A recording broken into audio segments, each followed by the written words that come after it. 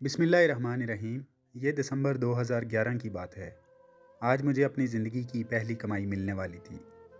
3 माह की तनख्वाह एक साथ मिली और साथ छुट्टी भी मिल गई। घर पहुंचा तो ईद का समा था। माँ बाप बहन भाई सब बहुत खुश थे। मैंने सारी रकम वालदा के हाथ पर रख दी। वालदा ने रकम का तीसरा हिस्सा अल्लाह की राह में ख़र्च करने की नीयत से अलहदा किया और कहा कि इस रकम से एक बेवा औरत के घर राशन ख़रीद कर पहुँचा देना, जो दूर के एक मोहल्ले में रहती थी। मैं इसी वक्त गया और राशन ख़रीद कर लाया। घर में मेरे लिए पुरतकल्लफ बाम का इंतज़ाम किया गया था।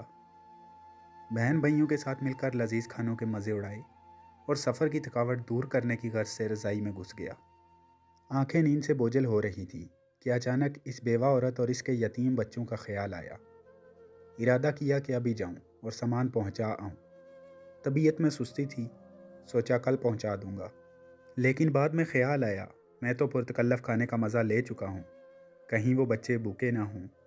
इसी वक्त लिहाफ से निकला, एक चादर ओढ़ी, थैला कंधे पर रखा और इस घर की तरफ निकल पड़ा।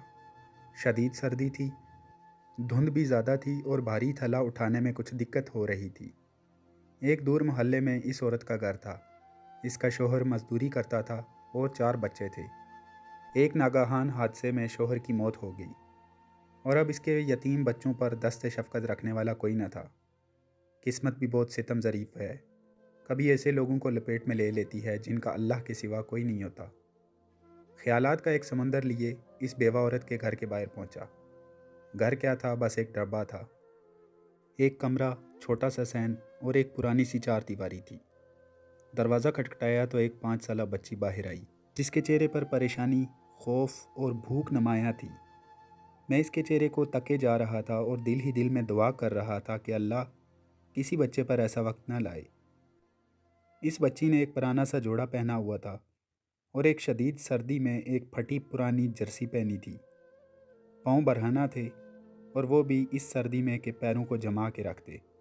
मैंने कुछ कहे सुने बगैर राशन वाला थैला ज़मीन पर रखा। थैले को देखते ही वो बोली, क्या इसमें खाने का सामान है?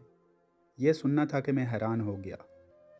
एक बार फिर इसने यही सवाल दोहराया। मैंने मुस्बत अंदाज में सर हिलाया। वो बच्ची खुशी के मारे चीखती चिल्लाती माँ की तरफ भागी और ये कहे जा रही थी, अम्मी फ़रिश्ता आ गया, अम्मी फ़रिश्ता आ गया। और फिर 2 और छोटे छोटे बच्चे खुशी के मारे दरवाजे पर दौड़ते चले आए। कभी मुझे देखते, कभी इस थैले को, और खुशी से लूट फूट हुए जा रहे थे।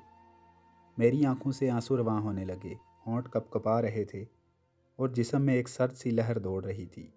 या अल्लाह, ये क्या माजरा है? क्यों ये बच्चे मुझ गुनाहगार को फ़रिश्ता समझ बैठे हैं? इन्हीं सोचों में गतान था कि एक औरत जो इनकी माँ थी दरवाज़े पर आई और दरवाज़े की ओट में खड़ी होकर रूहानसी आवाज़ में ये कहने लगी, मेरे बच्चे 2 दिन से भूखे थे। गैरत गवारा नहीं करती कि किसी के आगे हाथ फैलाऊं। मेरे मरहूम शोहर भी मेहनत मजदूरी करते थे, मगर कभी किसी के आगे हाथ न फैलाया करते थे। इनके चले जाने के बाद इनकी देखभाल करने वाला कोई नहीं। रिश्तेदारों ने हाथ खींच लिए हैं, मोहल्ले वाले भी मदद नहीं करते, मगर कभी कभी आप जैसे नेक दिल लोग मदद कर देते हैं। मैं 2 दिन से बच्चों को ये कहकर बहला रही थी कि एक फ़रिश्ता आएगा और हमारे लिए खाना ले आएगा, इसीलिए ये आपको फ़रिश्ता समझ बैठे हैं।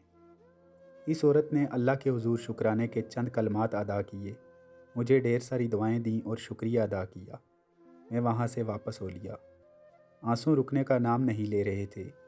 ज़िंदगी में कभी खुद को इतना पुरस्कून महसूस नहीं किया जितना आज कर रहा था, और अंदाज़ा लगाया कि एक बेबस इंसान की मदद करने से जो रूहानी सुकून मिलता है वो किसी और काम में नहीं।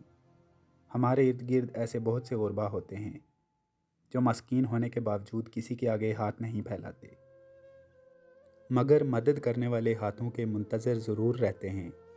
2 वक्त की रोटी ही इनका कुल जहां हुआ करती है। ऐसे लोगों की मदद करनी चाहिए, वो एक वक्त का खाना ही क्यों ना हो। घर आया तो माँ ने पूछा, बेटा इतनी रात कहाँ चले गए थे बिना बताए? मैं बेसाख्ता बोला, फ़रिश्ता बनने गया था। उम्मीद करता हूँ आज की वीडियो आप तमाम दोस्तों को पसंद आई होगी। मज़ीद अच्छी वीडियोज़ के लिए हमारे चैनल उर्दू डिजिटल को सब्सक्राइब करना ना भूलें और बेल आइकन को प्रेस कर दें। अपना ख्याल रखिएगा। अल्लाह हाफ़िज़।